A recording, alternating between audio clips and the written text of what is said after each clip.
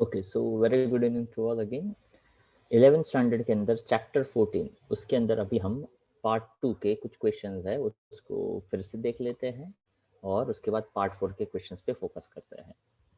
ये 11 नंबर का क्वेश्चन है जहाँ पे आपको वेलोसिटी और एनर्जी का कोई आइडिया है वो निकालना है, बट आई इंसिस्ट कि आप ये सभी न्यूमेरिकल्स करो पार्ट 2 के या पार्ट 4 के, उससे पहले आपका थोड़ा सा थियोरी प्रिपेयर होगा तो आपको न्यूमेरिकल्स इजीली समझ में आएंगे। जो बात मैं बताऊंगा वो आप सही तरीके से कनेक्ट कर पाओगे, अदरवाइज वो थोड़ा सा बाउंस जाएगा। सबसे पहले पार्टिकल ऑफ मास 10 ग्राम यानी मास दिया गया, describing a simple harmonic motion along a straight line with the period of 2 seconds. तो यानी यहाँ पे हमारे पास दिया गया है मास, दिया गया है टाइम पीरियड, दिया गया है amplitude. What is the kinetic energy when it is 2 centimeter, 5 centimeter from its equilibrium positions? मतलब दो अलग अलग डिस्टेंसेस दिए गए हैं और दो अलग अलग जगह पे काइनेटिक एनर्जी आपको निकालनी है। How do you account for the difference between its two values? मतलब दो अलग अलग जगह पे कैसा होगा? तो इसको आप एक जनरल तरीके से सोचो तो हमने ऐसा समझा था कि अगर ये पेंडुलम होता तो यहाँ पे मान लीजिए, हाँ, ये मैक्सिमम डिस्टेंस फॉर एग्जांपल होता 10 सेंटीमीटर से, और यहाँ पे कहीं पे 5 सेंटीमीटर और यहाँ पे कहीं पे 2 सेंटीमीटर।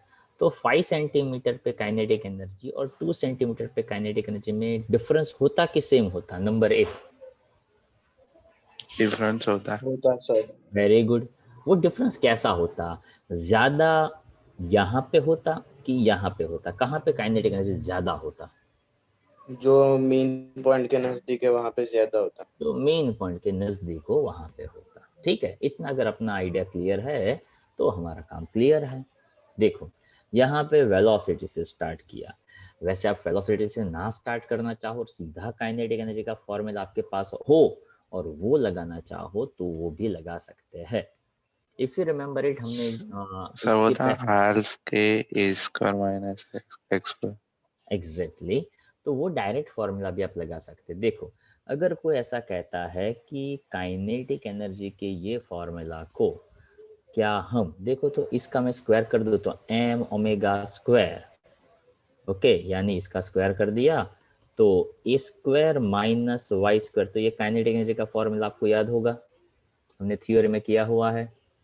ओके, तो हाफ एम कॉमन रहेगा, ओमेगा और ए स्क्वायर और वाई स्क्वायर एम्पलीट्यूड दिया गया है, वाई अलग अलग लेने हैं तो वो भी आपको पता चल जाएगा। ओमेगा कैसे मिलेगा? तो कि उसके लिए 2π/t करेंगे तो ओमेगा मिल जाएगा। तो ये एक तरीका यहाँ पे दिया गया है, ये दूसरा तरीका आप खुद भी सोच सकते हैं। I hope you understand my point.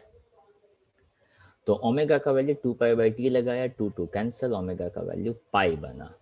v का value omega a square minus y square का रूट, वैल्यूज डाल दिया, एक वेलोसिटी ये बना, तो ये यहाँ पे ऐसा हमें मिल सकता है। पर यहाँ पे y अलग है, इसमें y अलग है, y अलग तो वेलोसिटी भी कैसा अलग। तो यहाँ पे देखो ये 480 पाई स्क्वायर और ये 370 पाई स्क्वायर ऐसा मिला। तो क्या यहाँ पे आपने जो सोचा वो सही सही तरीके से काम किया? 2 सेंटीमीटर मतलब मीन पोजीशन के नजदीक था ना, तो वहां पे ये वैल्यू ज्यादा दिख रही है, सेंटीमीटर में था इसलिए यहाँ पे एनर्जी अर्ग में लिया, अदरवाइज जूल में आता। जैसे जैसे हम मीन पॉइंट से दूर होते गए, मतलब 2 की बजाय 5 सेंटीमीटर लिया तो कितना मिला? 375 मिला। और देखो मैक्सिमम एम्पलीट्यूड 10 सेंटीमीटर था ना, तो जीरो पे मतलब मीन पॉइंट पे काइनेटिक एनर्जी सबसे ज्यादा, 1 2 3 4 ऐसे करते करते जैसे जैसे आप मीन पॉइंट से आगे बढ़ते जाओगे वहां पे काइनेटिक एनर्जी क्या होता जाएगा? धीरे धीरे धीरे धीरे कम होता जाएगा। Understand my point? Hello? Yes sir. Okay, फिर भी मैं आपको हर वक्त समझाता रहता हूँ, 12th वाले स्टूडेंट्स को भी समझाया, आपको भी काफ़ी बार समझाया, पर ये बातें किसी किसी स्टूडेंट्स के दिमाग में क्लिक होती है और जिसके दिमाग में क्लिक हो जाती है उसका काम आसान हो जाता है। वो बात ये है कि जब भी मैंने न्यूमेरिकल करवाया तो न्यूमेरिकल जो है वो मेरे लिखने से आपके न्यूमेरिकल्स सॉल्व नहीं होंगे। I repeat, it's something like that कि आपको भूख बहुत लगी है और मैं आपके सामने बैठे बैठे मैं खाना खा रहा हूँ, तो क्या थोड़ी देर के बाद आप डकार लगाएंगे, अय्या मजा आ गया सर, बहुत अच्छा खाना खाया आपने? क्या आप ऐसा कहोगे सर बस अब पेट भर गया, बस ज्यादा मत खाइए? Do you think so that's practically possible? No. ताकि हमारा दिमाग पेट और पैसे दोनों के लिए सही सही तरीके से एक्टिव होता है। अगर मैं कोई पैसे वाला एग्जांपल देता ना तो भी आपको दिमाग में सही सही तरीके से आ जाता कि हाँ यार ये बात सही है। ओके। पर जब पढ़ाई की बात आती है तब हमारा दिमाग है वो थोड़ा सा एक्टिव कम रहता है। ऐसा ही न्यूमेरिकल्स में होता है।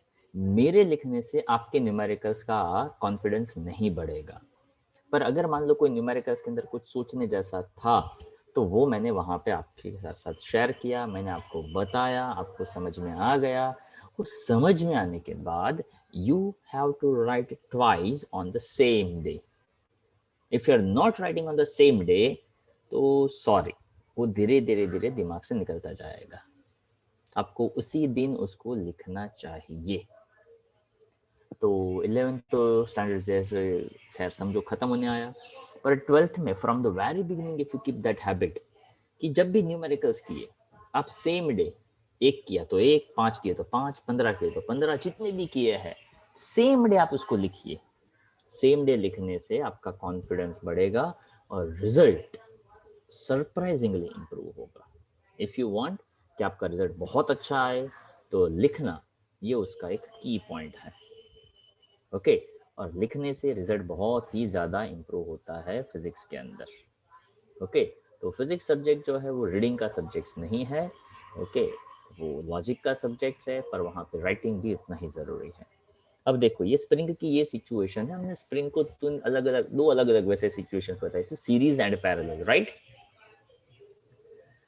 तो सीरीज में स्प्रिंग ऐसा होता है कि वहाँ पे उसका स्प्रिंग कांस्टेंट अलग तरीके से मिलता है, पैरेलल में हो तो अलग तरीके से मिलता है। याद होगा ऐसा कुछ कुछ? ओके। Yes, sir.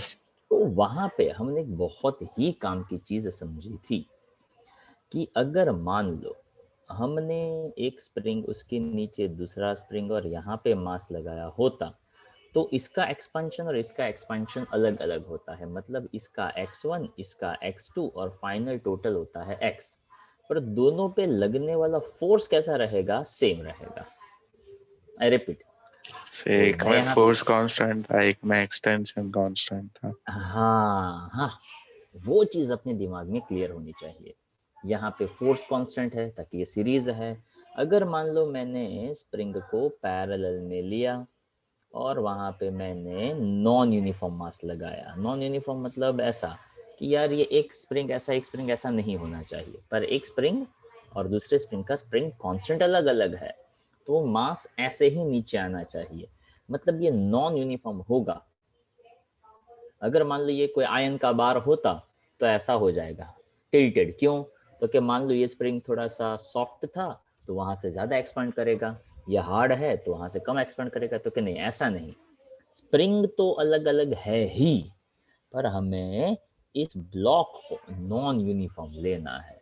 मतलब जहाँ पे स्प्रिंग सॉफ्ट है ना, वहां पे आप मास थोड़ा ज्यादा लो। ये स्प्रिंग हार्ड है तो आप वहां पे मास थोड़ा सा लाइट लो, और ऐसा कोई ब्लॉक बनाओ जिससे उसका एक्सपेंशन सेम हो। तो यहाँ पे फोर्सेस अलग अलग, पर डिस्प्लेसमेंट एक होगा। अब जैसा पैरेलल में डिस्प्लेसमेंट सेम है, same to same thing is happened here. देख सकते हैं आप यहाँ पे कि F1 और F2 अलग अलग होंगे जो मिलकर टोटल F देता है, पर उसका डिस्प्लेसमेंट सेम ही होता है। अब डिस्प्लेसमेंट सेम हो रहा था तो उसको यहाँ पे कैसे जस्टिफाई करेंगे? तो कि ध्यान से देखिएगा कि यहाँ पे एक स्प्रिंग है, यहाँ पे दूसरा स्प्रिंग है। क्या ऐसा होगा इसको मैं जितना कंप्रेस करूंगा उतना ही एलोंगेट होगा? हाँ या ना? Yes sir. Yes common sir. Sense की बात है। अगर मान लो ये सॉफ्ट या हार्ड वॉट, पर मैं इसको इधर पुश करूंगा तो ये जितना कंप्रेस होगा उतना ही एक्सटेंड होगा। हाँ या ना? यस। तो उसमें x तो सेम हो गया तो क्या? हाँ। पर F1 और F2 कैसे होंगे? अलग अलग। सॉफ्ट होगा तो जल्दी कंप्रेस होने जाएगा, वही हार्ड होगा तो कंप्रेस होने में दिक्कत आएगी। पर जितना कंप्रेस हुआ, चाहे हार्ड हो चाहे सॉफ्ट हो, उतना ही यहाँ पे एक्सपांशन या तो कंप्रेशन हमें देखने को मिलेगा। तो ये कॉम्बिनेशन भी कुछ कुछ हद तक किसके जैसा रहेगा, पैरेलल कॉम्बिनेशन जैसा ही रहेगा। Understand my point? तो अब वही चीज यहाँ पे काम करेगी हमारे लिए कि अगर वो पैरेलल जैसा बन जाएगा तो हमारे पास पैरेलल कॉम्बिनेशन का डायरेक्ट फॉर्मूला है। देखिए यहाँ पे लिखा हुआ है कि अगर मैं पैरेलल कॉम्बिनेशन लूँ तो t is equal to 2 pi under root m by k dash, और के डैश पैरेलल में हमने ऐसा समझा था कि वहाँ पे सिंपल आप उसके स्प्रिंग कांस्टेंट को क्या कर सकते हो, ऐड कर सकते हो। तो पैरेलल में किसी को याद है पैरेलल के लिए kp हमने ऐसा लिखा था k1 plus k2 and Yes, sir. ks लिखा था k1 k2 upon k1 plus k2। तो अगेन अगर थोड़ा थियरी क्लियर तो आपको ये क्वेश्चन समझने में ज्यादा मजा आएगा। ठीक है। ये क्वेश्चन देखकर कुछ याद आएगा आपको? ये था ना question, what is the length of a simple Yes, pendulum? sir. 6 seconds. Okay, तो ये मैंने पूछा था जहां पे वर्ड आए सेकंड्स पेंडुलम, या तो ऐसा है विच टिक्स सेकंड। अब विच टिक्स सेकंड का क्या मतलब है, ध्यान से सुनिएगा। कि मान लो कि ये पेंडुलम होता, यहां से जब वो यहाँ पे पहुंचा तो आवाज आती टक, यहां से जब वो यहाँ पे पहुंचता तो आवाज आती टक। या तो ऐसा समझिए, जब वो यहां से यहाँ पहुंचता तो टक टक टक टक। तो इसको आप ऐसे भी समझ सकते हैं, टिक टिक टिक टिक। तो यहां से यहाँ गया टिक 1 सेकंड, यहां से यहाँ आया टिक 1 सेकंड। तो जहां था वहां से वापस आने के लिए उसको कितना टाइम लगा? 2 seconds. यस। तो इसका टाइम पीरियड कितना बना? 2 सेकंड का टाइम पीरियड बना। तो जिस पेंडुलम का टाइम पीरियड 2 सेकंड हो उसी को कहा जाता है सेकेंड्स पेंडुलम। क्या कहा जाता है उसको? Seconds pendulum. ओके, तो यहाँ पे यही उसका हिंट पॉइंट था कि विच टिक्स सेकेंड, इट मीन्स उसका टाइम पीरियड हो जाएगा 2 सेकेंड। तो t की जगह पे 2 ले लो, g और 4 पाई रेडी है, तो आपको l मिल जाएगा something 1 meter. Got my point? Okay, अब देखो ये इसके लिखने का तरीका, मतलब एक जनरल टेक्स्ट बुक वाला किस्सा है, ठीक है। पर कोई कहता है कि मुझे पता चल गया कि t is equals to 2 pi under root l by g, t 2 seconds. तो यहाँ पे 2 pi under root l by g. तो 2 कैंसिल कर सकते हैं आप, हाँ या ना? Yes, sir. हाँ सर। 2 कैंसिल हो गया। अब यहाँ पे मुझे l चाहिए, तो 1 अपॉन पाई स्क्वायर। अब देखिएगा हाँ गेम, l बाई जी ऐसा है। अब पाई का वैल्यू कितना है? 3.14। तो वैसे 3 का स्क्वायर क्या होता है भाई? 9. 9। 3 का स्क्वायर 9। जी का वैल्यू 9.8 लेते हैं, तो क्या हाँ, तो 3.14 का स्क्वायर और जी का वैल्यू 9.8, वो ऑलमोस्ट ऑलमोस्ट कैसा आएगा? Same, almost. Similar. तो एल का वैल्यू बन गया 1 सेकेंड 1 मीटर। देखो यहाँ पे ऐसे कर भी Yes, दिया, sir. 4 कैंसिल हो गया, तो पाई स्क्वायर 9.8 ऑलमोस्ट ऐसा हो जाएगा, ठीक है। तो सेम हो ऐसा जरूरी नहीं है, पर हम अपना खुद का दिमाग लगा सकते हैं। Clear it's now? Yes, sir. अब यहाँ पे हमने थ्योरी में पढ़ा था ताकि ये क्वेश्चंस के लिए आपको डैम्प्ड का वर्ड पता होना चाहिए, जहाँ पे बाय द टाइम जिसका एम्पलीट्यूड धीरे धीरे धीरे धीरे कम हो जाए उसको क्या कहते हैं? उसको कहते हैं डैम्प्ड ऑसिलेटर। ओके, या तो उसको कहेंगे damped oscillations, right. So for the damped oscillator shown in earlier figure, मतलब आपका प्रीवियस वाला कोई स्प्रिंग वाला ऐसा कोई भी एक फिगर आप इमेजिन करिए। वैसे इसके अंदर एक फिगर देना चाहिए, पर यहाँ पे कुछ समहाउ ये मिस हो चुका है। ओके, पर इसके फिगर को मैं यहाँ पे आपको बता दूं कैसा फिगर होना चाहिए। कि अगर मान लो ऐसा कुछ होता, हाँ ध्यान से सुनिएगा, यहाँ पे स्प्रिंग है, यहाँ पे कोई प्लेट है, और यहाँ पे मैंने फॉर एग्जाम्पल पानी रखा है। ओके, तो अब ऐसा सोचिए कि ये हर वक्त ये प्लेट पानी के अंदर जाएगा तो वो सेम एम्पलीट्यूड देता रहेगा या धीरे धीरे धीरे धीरे धीरे कम हो जाएगा? धीरे धीरे कम होगा। कम हो ताकि जाएगा। पानी उसको क्या करेगा, पानी वहां पे एक रेजिस्टिव फोर्स देगा, मतलब रेजिस्टेंस लगाएगा, और पानी हर वक्त उसको खींचने का ट्राई करेगा। ओके, तो सेम ऑसिलेशंस नहीं दे पाएगा। तो इस क्वेश्चन के लिए आप ऐसा हल्का फुल्का सा कोई फिगर इमेजिन करिए। The mass m of block 200 gram, k 90, k का मतलब spring constant, and damping constant is 40 ग्राम पर सेकंड, यानी स्मॉल b का वैल्यू दिया है।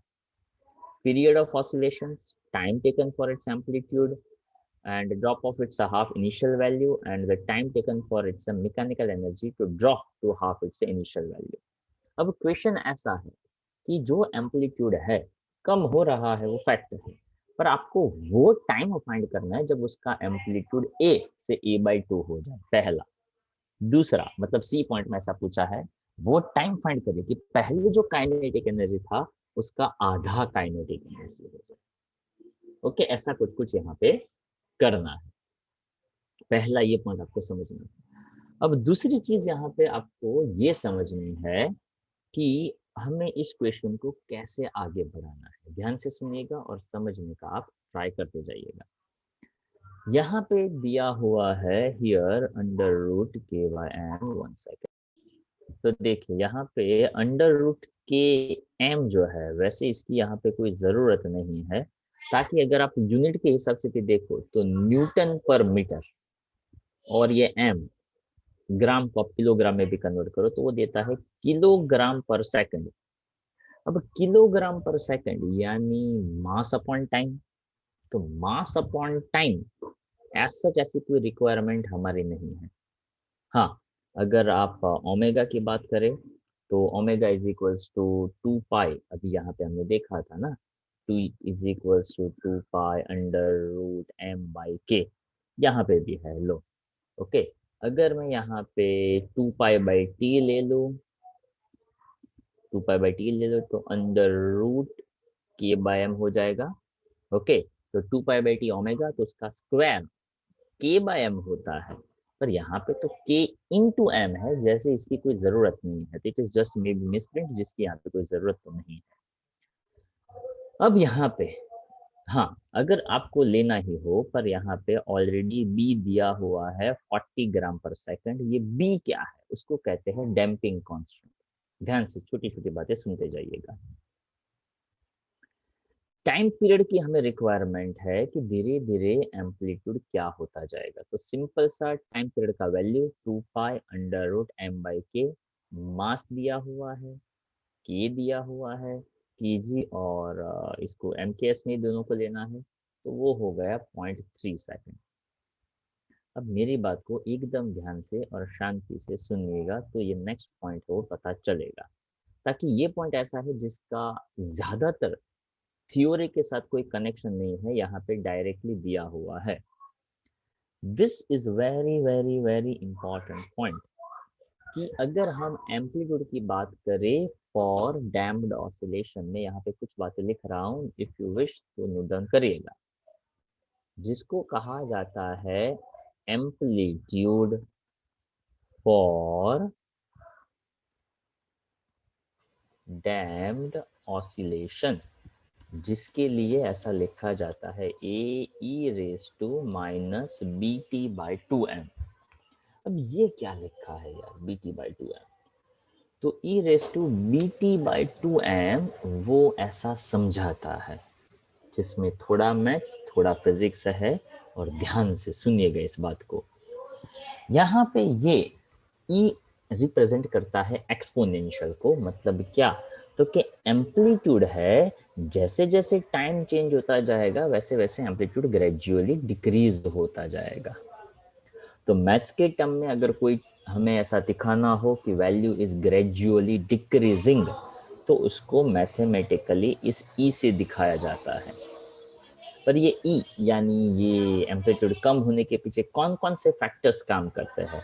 तो कि को कहा B, that is actually called as a damping constant, या तो आप उसको रेजिस्टिव भी कह सकते हैं ताकि वो रेजिस्टेंस कुछ लग रहा था उस वजह से।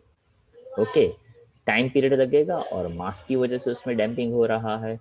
तो ये हो सकता है आपके लिए एक नया पॉइंट हो, पर वो यहाँ पे डायरेक्टली दिया हुआ है। अब उसने बताया कि कब कौन सा वाला एम्पलीट्यूड, कौन सा वाला टाइम फाइंड करना है, कि जब एम्पलीट्यूड बन जाए a/2। अब इसके बाद का मैथ्स में यहाँ पे समझा रहा हूँ, जो यहाँ पे दिया हुआ ना समझ में आता हो तो इस चीज को ऑब्जर्व करते जाइएगा। ओके, जिसका थोड़ा सा मैथ्स साउंड होगा उसको ज्यादा पता चलेगा।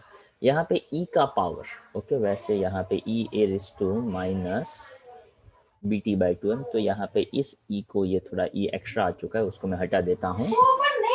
तो फॉर्मेट समझिएगा, e⁻ I suggest to everyone also note down amplitude for damped oscillation a dash is equals to a e⁻ okay, तो एक्सपोनेंशियल के पावर में bt और नीचे लिखेगा 2m। ओके, हर कोई लिखेगा तो ये क्वेश्चन का ये वैल्यू और ये नेक्स्ट वाला फॉर्मेट पता चलेगा, अदरवाइज ये पूरा का पूरा बाउंस जाएगा। यहाँ पे मैंने t लिखा है, यहाँ पे t हाफ लिखा है, मतलब ये ऐसा कहना चाहते हैं कि time when amplitude becomes half. अब जिसका पावर नेगेटिव हो उसको आप डिनोमिनेटर में ले लो तो वो पावर उसका पॉजिटिव हो जाता है। तो पहला पॉइंट ऐसा होना चाहिए। अब दोनों साइड से ए कैंसिल करो और उसके बाद आप क्रॉस मल्टीप्लिकेशन ले लो, तो ये बन जाएगा bt/2m इज इक्वल्स टू 2। पहला रूल एक्सपोनेंशियली मैथ्स के फॉर्मेट में ऐसे दिखाया जाता है। हो सकता है ये पॉइंट आपके लिए नया हो, तो आप दिमाग में उसको रजिस्टर करिएगा। दूसरा एक नया पॉइंट हो सकता है, वो भी आपके लिए नया हो। एक्सपोनेंशियल टर्म को, दोनों में से कोई भी एक साइड हो, एक्सपोनेंशियल टर्म को हटाकर मुझे कोई भी वैल्यू को ऐसे नॉर्मल फॉर्मेट में लिखना हो तो जिसके बाजू में आता है वहां पे आपको लॉग नेचुरल का वैल्यू ले लेना पड़ेगा। लॉग नेचुरल को लिखा जाता है कुछ इस तरह से, आई रिपीट, bt/2m और लॉग नेचुरल 2, ऐसा मुझे लिखना पड़ेगा, ताकि ये क्रॉस मल्टीप्लाई मैंने किया हुआ था तो यहाँ से मैंने हटाया, तो लॉग नेचुरल 2 लिखना पड़ेगा। ओके, यहाँ पे जो दिया है उसको अभी मत देखिएगा, मैं जो यहाँ पे कर रहा हूँ उसी को फोकस करिएगा। पहला ये पॉइंट, उसके बाद दूसरा ये point, then after cross multiplication यहाँ से ई हटाया तो यहाँ पे लिखना पड़ेगा लॉग नेचुरल 2। इतना पता चलना चाहिए। अब इसमें से जो हो रहा है वो मैं यहाँ पे लिख रहा हूँ। इसमें से आपको t को सब्जेक्ट बनाना है तो 2m/b लॉग नेचुरल 2, उसको सिंपल लॉग में कन्वर्ट करने का तरीका होता है 2.303 से मल्टीप्लाई करो। हो सकता है केमिस्ट्री में आपने पढ़ा हो 2.303, और इसको आप ले सकते हैं log 2, मतलब यहाँ पे लॉग टेबल देखना आना चाहिए। तो log 2 अगर आपको देखना आता है और 2.303 से मल्टीप्लाई करते हो तो उसका मल्टीप्लिकेशन बन जाता है 0.693। अब देखो 2 as it is, mass given है यहाँ पे 0.2 kg और b का वैल्यू दिया है 40 ग्राम पर सेकंड, तो जिसको मैं लिख सकता हूँ 40 × 10⁻³ 40 × 10⁻³ ऐसा मैं लिख सकता हूँ। ठीक है, तो अब इसको आप प्रॉपरली कैलकुलेट करिए, so you will get the simple result. देखो ये 0.2 को मैं 2 समझो 10⁻⁻1 कर दो तो मैं लिख सकता हूँ 2 2 ज़ा 4 × 10⁻⁻1। नीचे 40 में से 0 को हटा दो तो मैं लिख सकता हूँ 4 × 10⁻², और यहाँ पे 0.693 तो है ही, 4 4 कैंसिल, 10⁻⁻1 10⁻⁻2, तो 10⁻⁻1 कैंसिल, नीचे बचेगा 10⁻⁻1। वो 10⁻⁻1 ऊपर जाएगा, न्यूमरेटर में जाएगा, इट मीन 693 के साथ 10 मल्टीप्लाई कर दो 0.693 के साथ, तो आंसर आ जाएगा 6.93 सेकेंड्स। Yes. तो अब देखिए, अगर जिसको थोड़ा सा मैथ्स नहीं आता हो, जिसको थोड़ा सा फिजिक्स नहीं आता हो, तो वो ये पहला स्टेप ही नहीं पता हो तो दूसरे स्टेप में नहीं आएगा, दूसरा नहीं पता हो तो उसका तीसरा स्टेप नहीं पता चलेगा, फोर्थ स्टेप कंटिन्यूशन में रहेगा, then fifth, then sixth, then seventh, eighth, और यहाँ पे आके उसको पता चलेगा। आई बात समझ में? चलो, तो ये पहला पॉइंट था एम्पलीट्यूड को लेकर। तो यहाँ पे इस क्वेश्चन को मैं सजेस्ट करूंगा, प्लीज इसको मत लिखिएगा, आप उसको ऐसे लिखिएगा, थोड़ा लंबा पर परफेक्ट क्लैरिटी के साथ है, ठीक है? So that give you a better idea. आप इसको प्लीज मत लिखिएगा, पर आंसर आ जाता है तो लंबा ही पर सही होना चाहिए अपने लिए। लिख लिया हो तो अच्छा है, otherwise take a screenshot. I insist for writing just because कि लिखने से जल्दी पता चलेगा। अगर अभी नहीं लिखा हो मेरे साथ साथ तो स्क्रीनशॉट ले लो, चल जाएगा काम। ये फॉर्मूला तो याद ही रखने पड़ेगा। हाँ, a raise to minus b t by 2m पहला फॉर्मूला याद रखना है। अब यहाँ पे एनर्जी के लिए दूसरा फॉर्मूला आएगा, वो भी हमें याद रखना है, पर उसको भी यहाँ पे मैं थोड़े अपने तरीके से समझाता हूँ, ध्यान से देखिएगा।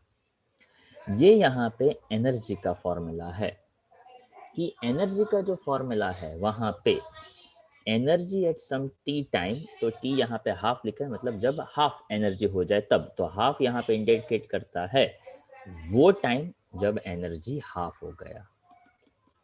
एनर्जी जब हम मीन पॉइंट पे थे तो काइनेटिक एनर्जी मैक्सिमम था, तो यहाँ पे आता है e raise to minus b t by m. वहां पे क्या था? E raise to b t by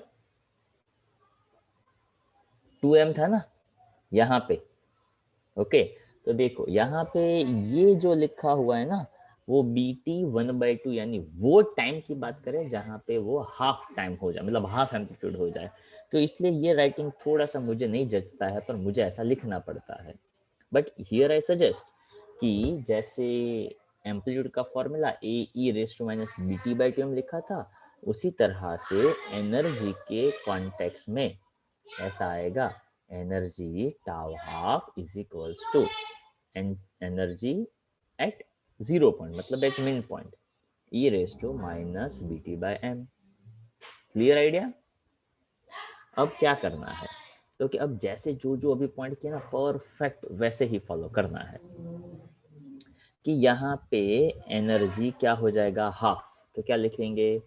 energy half हो गया, ये original energy as it is था, ये बी टी बाई एम हो गया, ताकि माइनस का प्लस डिनोमिनेटर में आ गया, ई कैंसिल हो गया, क्रॉस मल्टीप्लाई कर दो, b t by m is equals to 2 कर दो।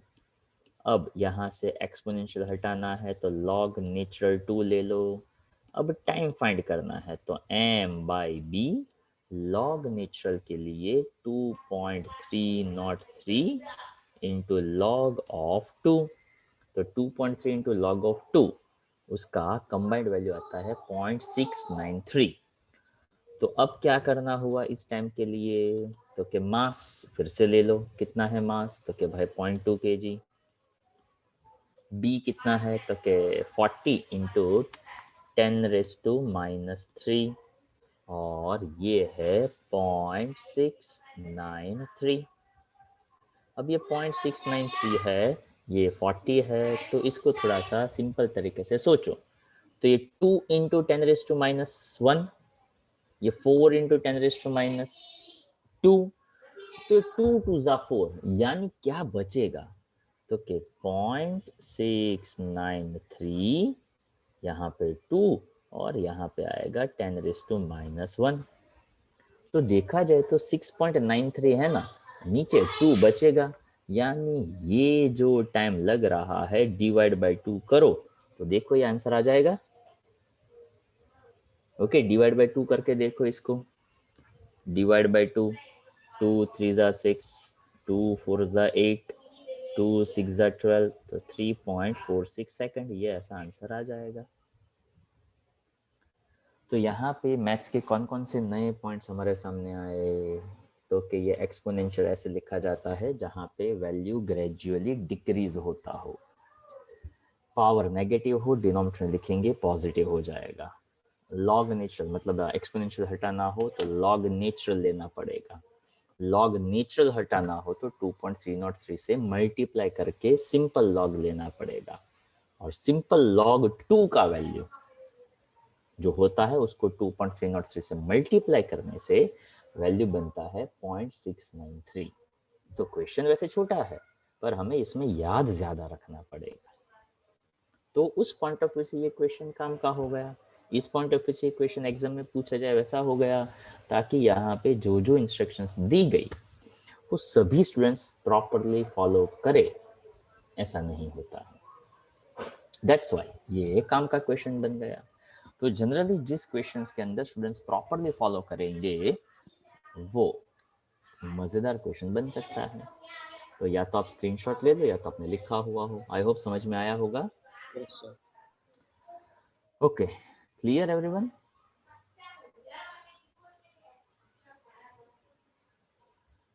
चलो जाने दो अब इसको। Yes sir. ओके चलो, तो अब यहाँ पे इसको थोड़ा सा आगे बढ़ाते हैं ताकि देखो जिसके वीडियो बंद हो केवल्य और मानव, या तो आप वीडियो ऑन करें या तो आप यूट्यूब पे वीडियो देखिएगा। Okay, no need to attend live lecture. चलो अब यहाँ पे पार्ट 4 के कुछ क्वेश्चंस, इसमें से कुछ होमवर्क में दिया होगा, मैंने कुछ दिया था कि नहीं दिया था? कुछ भी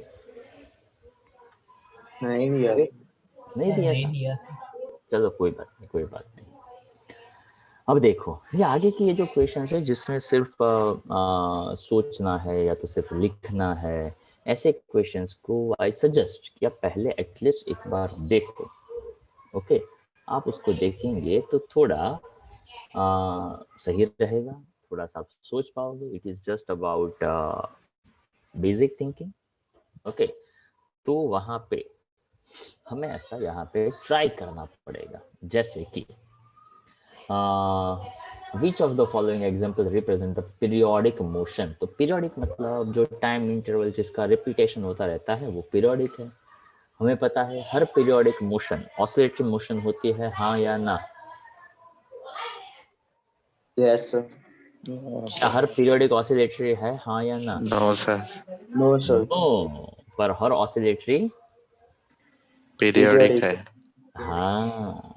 ओके, तो यहाँ पे सिंपल सी बात है, a swimmer completing one trip from one bank of a river to the other bank and back, मतलब यहाँ पे बताया not periodic because the motion of the swimmer is not repeated over and over again after any fixed time interval. अगर मान लो उसने 2-4 चक्कर लगे उसके बाद वो थकेगा कि बस सेम एनर्जी रहेगा? थकेगा ना, तो टाइम तो वेरी करेगा ना।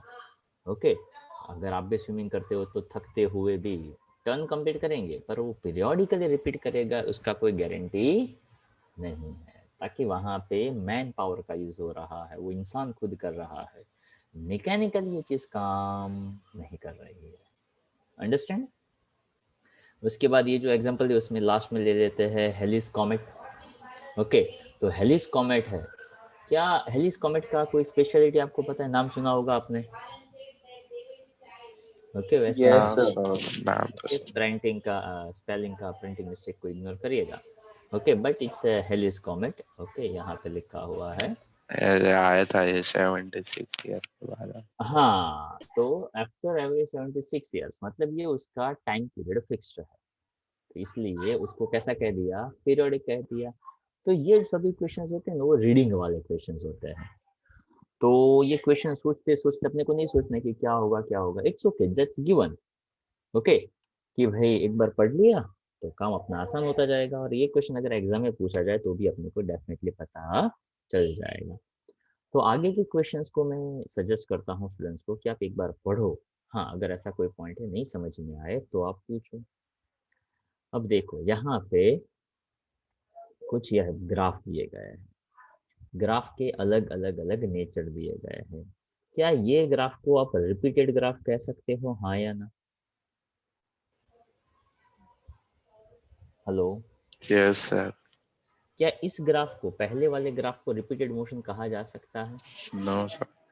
तो ये ग्राफ का नेचर ऐसा बताता है कि एक चीज बड़ी बड़ी बड़ी बड़ी बड़ी बढ़ती गई, ऐसा हो सकता है? Yes, sir. हाँ, मतलब क्या, तो कि इस ग्राफ का नेचर, सेकंड का नेचर, थर्ड का नेचर और फोर्थ का नेचर काफ़ी हद तक वो कहीं ना कहीं पे अलग जा रहा है। पर ये चारों ग्राफ को एक नज़र में देखकर आपको कौन सा ग्राफ ऐसा लग रहा है जहाँ पे पॉजिटिव नेगेटिव ऐसा रिपीटेड होता रहता हो? ओके, फटाक से एक नज़र में आपको कौन से ऐसे ग्राफ लग रहा है जहाँ पे आपको ये रिपीटेड चीज़ें दिख रही हो? ओके, तो यहाँ पे आप एक सिंपल सी बात सोचिए कि यहाँ पे क्या आपको ऐसा लग रहा है कि ये रिपीटेड है फर्स्ट, हाँ या ना? तो कि No, ना। sir. पर हाँ, सेकंड थोड़ा बहुत लग रहा है, तो कि डाउन आया अप गया, डाउन आया अप गया, डाउन आया अप गया, कह सकते हैं ऐसा? Yes, sir. तो plot A does not represent the periodic motion because the motion is not repeated after a fix interval. वो तो बढ़ता ही गया। पर सेकंड देखो, that represent the periodic motion with 2 seconds. तो -3 -1 0 1 3 ऐसा चल रहा है। तो वैसे यहाँ पे कुछ हद तक ये पीरियोडिक हो सकता है, ऐसा हम कह सकते हैं। सी, 1 के बाद 4 पे डाउन आया, 4 के बाद 7 पे डाउन आया, 7 के बाद 10, 10 के बाद 13।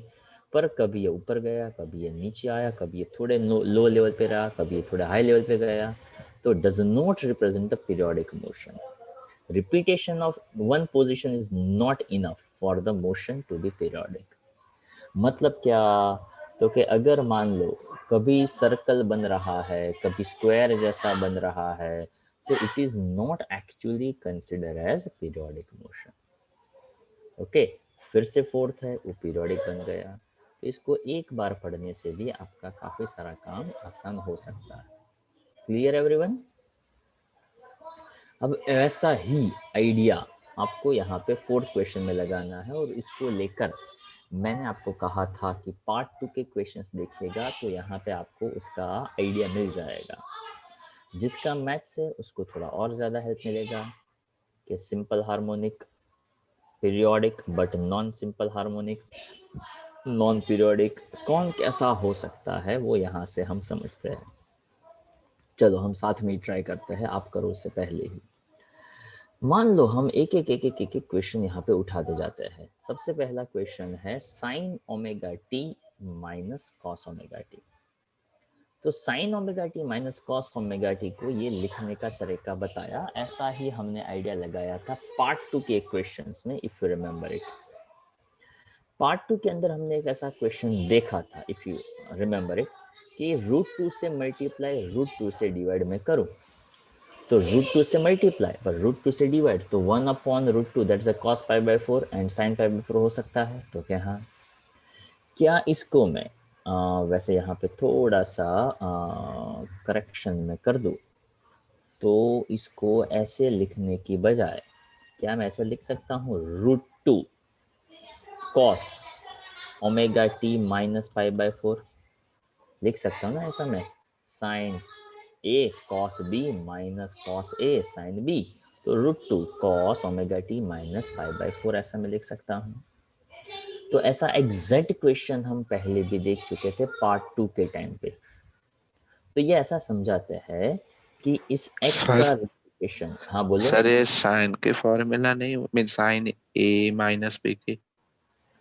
कॉस 1 सेकेंड, हाँ, π/2 का रिपीटेशन हम करेंगे, यस, यहाँ पे दैट्स जस्ट अ साइन। तो आप इसको एक तो वैसे भी इसको रिफ्रेम करके लिखना ही था, तो √2 साइन ए कॉस बी कॉस, हाँ बरोबर, साइन ओमेगा टी माइनस π/4, ठीक है। तो देखो, तो ये रिपीटेशन होता रहता है आफ्टर एवरी कैपिटल टी, यानी कैपिटल टी का वैल्यू याद करिए, omega is equal to 2π/t, तो कैपिटल टी हो जाता है 2π/ओमेगा। तो वो हर टी पर रिपीट करता है। यहाँ से मैंने टी कॉमन ले लिया, तो ओमेगा नीचे मल्टीप्लाई हो गया, -π/4 वही चीज़ आप रिपीट करो तो 2 पाई जितना एड ऑन हो रहा है।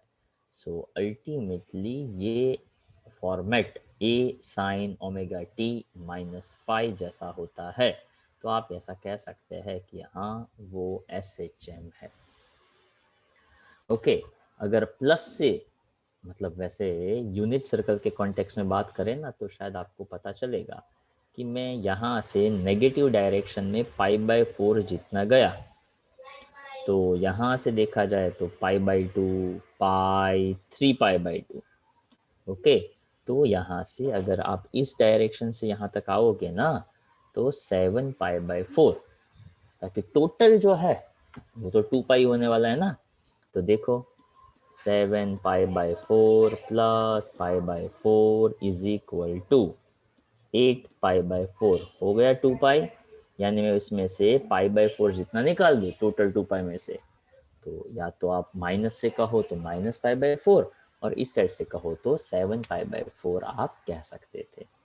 तो ये सिंपल हार्मोनिक मोशन बन रहा है। तो करेक्शन प्लीज कर दीजिएगा ये वाला। अब आता है साइन क्यूब ओमेगा टी। तो sine cube omega T U can consider sign cube theta. अब साइन क्यूब थीटा जो है उसके लिए यहाँ पे आपको एक ट्रिग्नोमेट्री आइडेंटिटी का यूज करना पड़ेगा, जो यूज करनी है वो भी यहाँ पे आपको दी गई है। तो ऐसा है sine 3 theta 3 sine theta minus 4 sine cube theta, और इसमें से अगर ये जो लिखा है उसमें से मैं ऐसा बना दूँ 4 sine cube theta is equal to 3 sine theta minus sine 3 theta. Sine cube theta को सब्जेक्ट बना दो तो ये 4 आ जाएगा इसके डिनोमिनेटर में। तो आ गया ऐसा 1/4 3 sine theta sine 3 theta. Okay, ऐसा मुझे मिला। So that represent the two separate simple harmonic motion. तो ये भी अपने आप में साइन ओमेगा के हिसाब से है, ये 3 ओमेगा के हिसाब से है, बट यहाँ पे उसने ऐसा समझाने का ट्राई किया कि there combination does not represent the simple, मतलब इंडिविजुअली चलेगा, पर यहाँ पे इसमें से इसको सब्ट्रैक्ट करते हैं तो ये दोनों का टाइम पीरियड, ताकि यहाँ पे t के साथ ओमेगा है और यहाँ t के साथ 3 ओमेगा है। तो देखो ये वाले में ओमेगा यानी 2π/ओमेगा कैपिटल T बना, पर यहाँ पे तो 3 ओमेगा है इसलिए वो t/3 बन गया। ओके, तो 3 ओमेगा नीचे आएगा, तो इसका और इसका टाइम पीरियड अलग अलग है। Thus the minimum time after which the combined of function repeat, that's a 2π/omega. Okay, so this function is a periodic और simple harmonic motion नहीं हो सकता है। उसी तरह से हर ट्रिग्नोमेट्री आइडेंटिटी का एक जगह पे यूज करते जाओ। ये दिया है कुछ इस तरह से 3 cos π/4 minus 2 omega t cos omega t plus cos 3 omega t plus cos 5 omega t. इसको कहते हैं एक्सपोनेंशियली। तो एक्सपोनेंशियली जो इंक्रीज है तो डिक्रीज होता है, वो तो डेफिनेटली पीरियोडिक भी नहीं होगा, ताकि वो रिपीट ही नहीं होगा, ताकि एक्सपोनेंशियल का मतलब है वो तो ग्रेजुअली इंक्रीज या डिक्रीज ही होता रहता होगा। तो देखो ये थर्ड के लिए बताया, ये फोर्थ के लिए बताया, इसका टाइम t/3 t/5 t, तो पहले आया था वैसा कि combined function repeats it's value after t, तो पीरियोडिक है पर सिंपल हार्मोनिक नहीं है। यहाँ पे एक्सपोनेंशियल आया तो monotonically decreases, of course non periodic बन गया। यहाँ पे तो थोड़ा अलग हो गया, 1 में ऐड किया ओमेगा टी, उसमें ऐड किया ओमेगा स्क्वायर टी स्क्वायर, तो ये वैल्यू ऐसी है जो रिपीट नहीं होती है, that's why again it's called non periodic. तो ये एक बार समझने से आपको इसके टाइप का पता चल जाएगा कि किस टाइप के क्वेश्चंस यहाँ पे बन सकते हैं। ओके, तो यहाँ फोर्थ तक हम रखते हैं। तो आपका जो होमवर्क है, ओके, तो होमवर्क रहेगा क्लास वर्क, जितने भी हमने क्वेश्चंस किए वो ट्वाइस उतने करिएगा, प्लस यहाँ पे मैं कुछ क्वेश्चंस ऐड ऑन कर रहा हूँ जो हमने समझे हुए हैं उसी बेस पे है। ओके, जो कुछ हम कर चुके हैं सेम टू सेम, कोई ज़्यादा दिमाग नहीं लगाना है, बहुत सिंपल तरीके से आप कर सकते हैं, जिसमें 8th 9th और 10th भी आप कर सकते हैं। तो पार्ट 4 सर से यही था स्क्रीन पे ना, वो क्वेश्चन था। हाँ 8, 9, 10th जो है वो मैं पार्ट 4 से दे रहा हूँ। बाकी पार्ट 4 में जितने किए वो क्वेश्चंस प्लस पार्ट 2 के क्वेश्चंस। ओके, इतना होमवर्क में करिएगा, बाकी का हम कल के लेक्चर में कंप्लीट करेंगे। ओके, तो क्लियर यहाँ तक?